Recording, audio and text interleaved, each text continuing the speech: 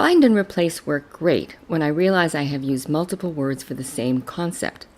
Also, if I want to convert acronyms such as CILWE for the Committee for Improving Legal Writing Everywhere to something easier to read such as the Committee, I can use find, replace, or even autocorrect.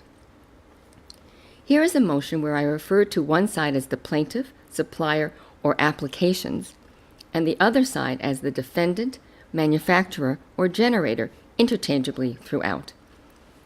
I decided it was easier to understand the story if I referred to the parties by their role in the story. I used find and replace to change plaintiff and generator to manufacturer and defendant and applications to the supplier. The change barely took 2 minutes.